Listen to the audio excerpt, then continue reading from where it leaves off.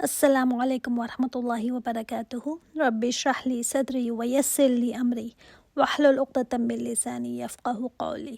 اللہم فقہنا فی الدین، اللہم انی اسألک علما نافعا وعملا متقبلا ورزقا طیبا۔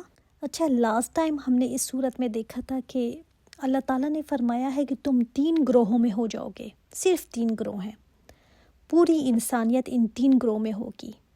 ایک وہ جو اصحاب الیمین ہیں، جن کے دائیں ہاتھ میں دیا جائے گا ان کا اعمال نامہ، خوش قسمت ہوں گے یہ وہ ہیں جو پاس ہیں، پاس ہونے والے ہیں یہ۔ پھر دوسرا گروہ اصحاب الشمال، جو لیفٹ ہینڈ پہ ہوں گے اللہ تعالیٰ کے عرش کے، یہ فیلیئرز ہیں، فیلیئرز۔ اور پھر آیا ذکر السابقون کا، سبقت لے جانے والے، یہ وہ ہیں جو مقرب ہیں۔ اب دیکھتے ہیں ان کو کیسی جنت ملے گی۔ بسم اللہ الرحمن الرحیم۔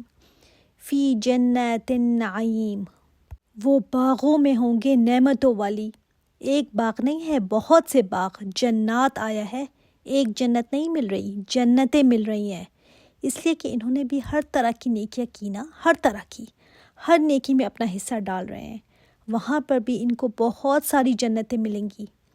جو اس دوڑ میں لگ جائے نا کہ مجھے وہاں کی جنتیں کمانی ہیں، پھر اس کو پرواہ نہیں رہتی کہ یہاں پر بنا لوں، اس کو پتہ ہوتا ہے مجھے وہاں جنتیں ملنی ہیں، اور ساری ہی نعمتوں سے بھری ہوئی ہوں گی۔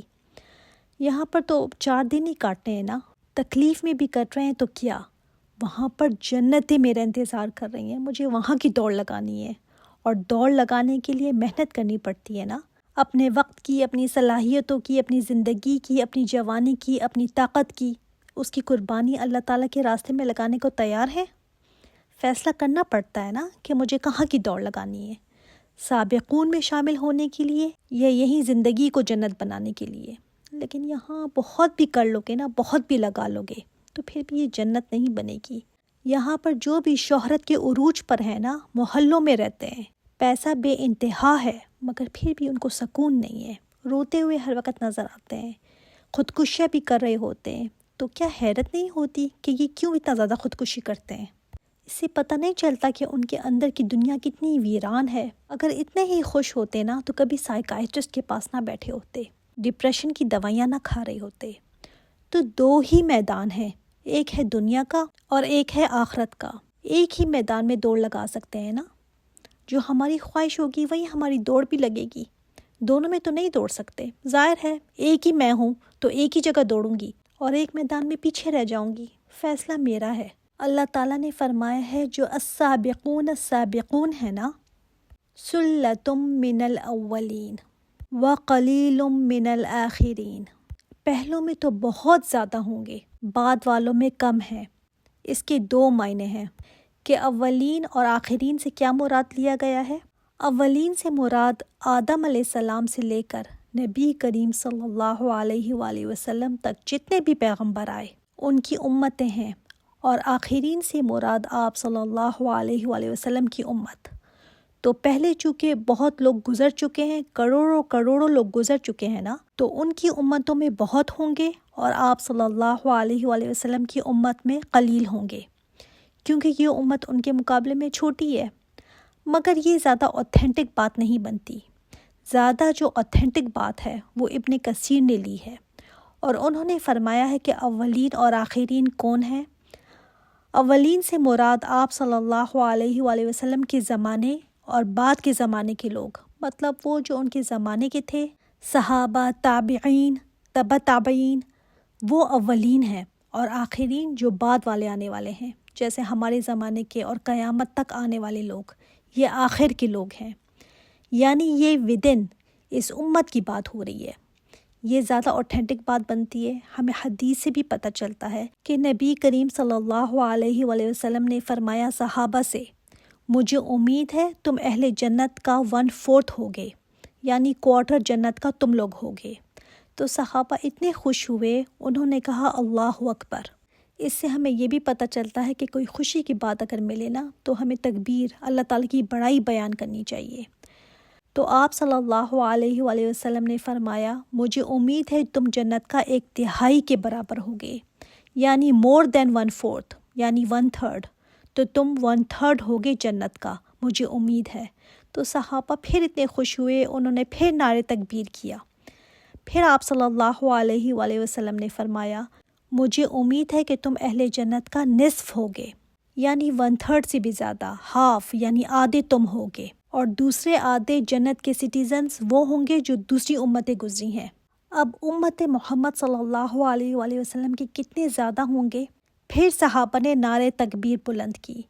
پھر آپ صلی اللہ علیہ وآلہ وسلم نے فرمایا کہ تم دوسری امتوں کے مقابلے میں ایسے ہوگے جیسے ایک سیاہ بال ہوتا ہے سفید بیل کی جلد میں، یعنی تمہاری تعداد دوسری امت کے مقابلے میں کم ہوگی، لیکن جنت میں تم سب سے زیادہ ہوگے۔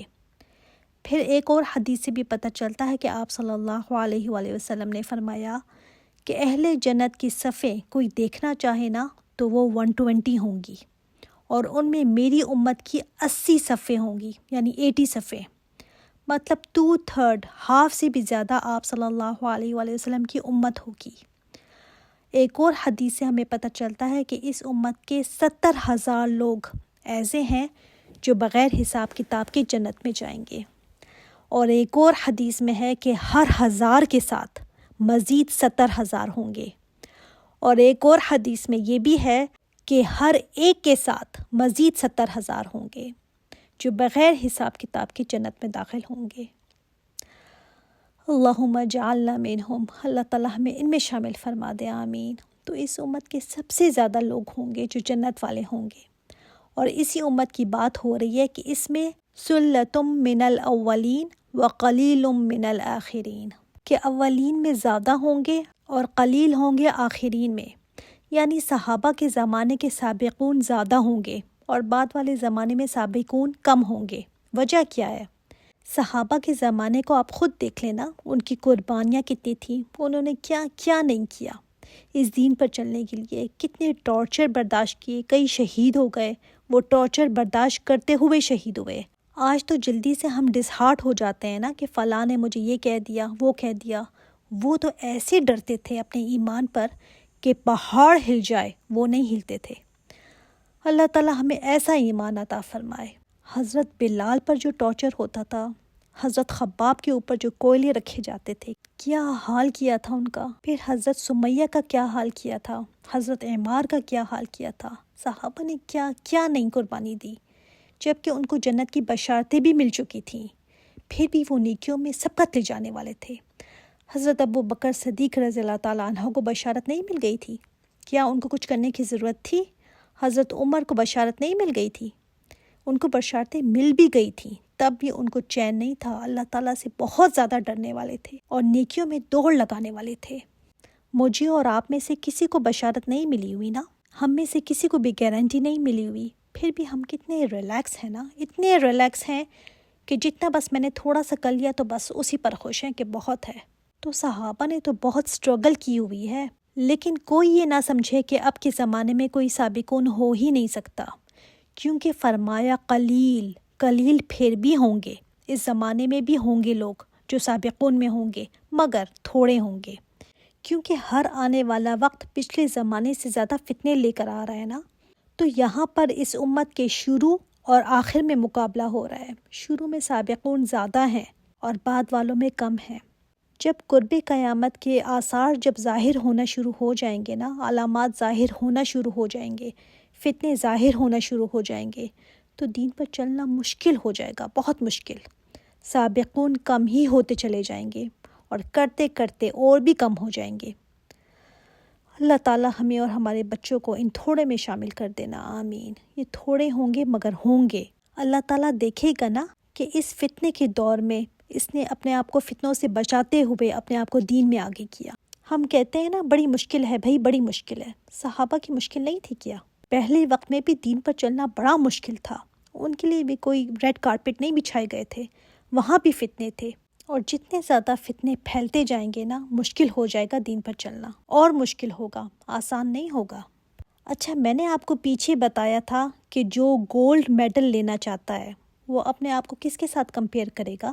جو پہلے گولڈ میڈلسٹ گزر چکے ہیں نا اس کے ساتھ مقابلہ کرے گا۔